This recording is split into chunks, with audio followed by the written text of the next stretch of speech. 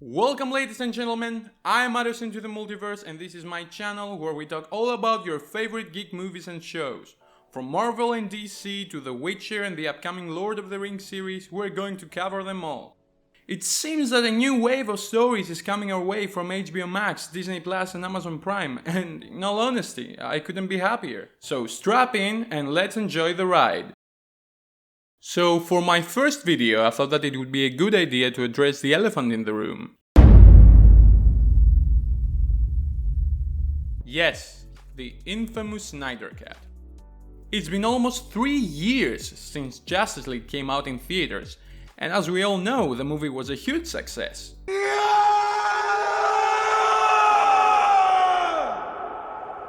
But after continuous protesting and fighting, DC fans were rewarded with the announcement of Zack Snyder's Justice League coming on HBO Max in 2021. I have seen many videos covering this issue, but in all honesty, I couldn't find one that covers everything in a short time. So that's what I decided to do.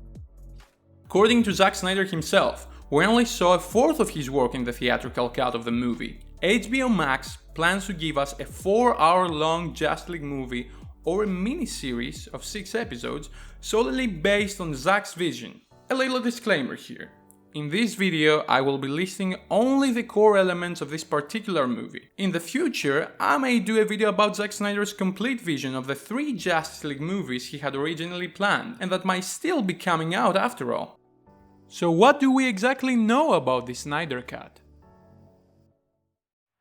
The Green Lanterns. We all saw a Green Lantern appearing on the theatrical cut of the movie, but according to Zack Snyder's Vero, we are in for a lot more. There are going to be many differences in the ancient fight between the forces of Apocalypse and Earth. One of them is going to be the Lanterns. We're going to see more Lanterns fighting alongside humans, Amazons and Atlanteans against a bigger threat than that of Steppenwolf. In Zack's version, Darkseid is the one who will be invading Earth. We are also expecting a big boss fight with Darkseid soloing the forces of Earth by himself. There is a rumor that the fight is going to be 45 minutes long, and although it may sound improbable at first, let's not forget that this movie is going to be 4 hours long.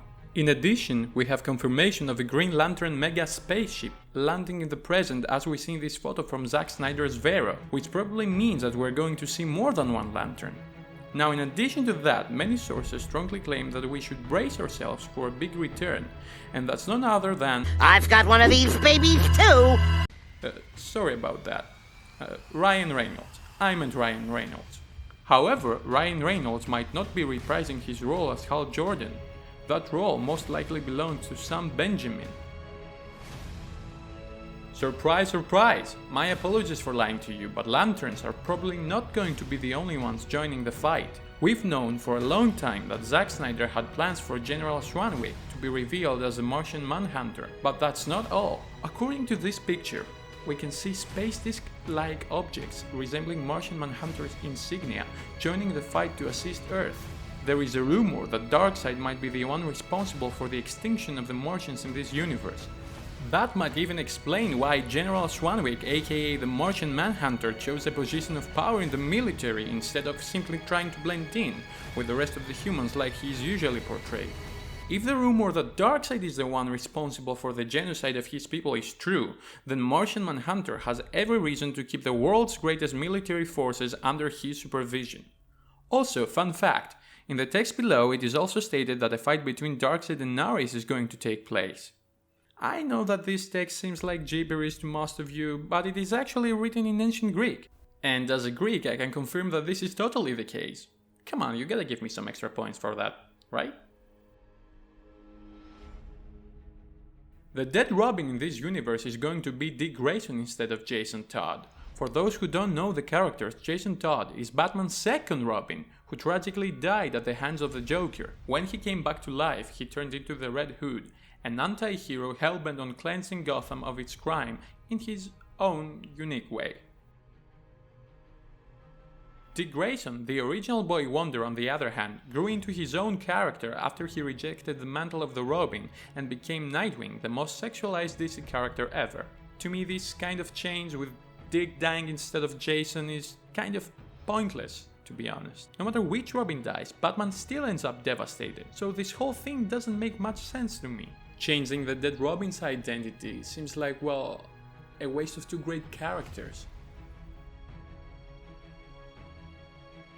Okay, I'm kidding. He's probably traveling through time for the first time, but we really don't know much about it. The only clues we have about Barry Allen's time traveling ability concern the second Justice League movie that Zack Snyder had envisioned. The only thing we know for sure is that this case of the Flash entering the Speed Force has nothing to do with what we saw in Batman v Superman. My speculation is that the Flash was supposed to reveal his time-traveling experience to Batman at the second part of the Justice League, where they would come up with a plan to reverse Darkseid's work and restore the world back to normal. And yes, Darkseid was indeed supposed to wreck the League in the second part of the movie. You know, because he's Darkseid and all. Steppenwolf's design was heavily altered during the infamous reshoots of the movie. Yeah, great work on that. However, in Zack Snyder's Justice League we're going to see the original design for the character, which we got a glimpse of in the ultimate cut of Batman v Superman. Isn't he cute? And finally, Superman's iconic black suit.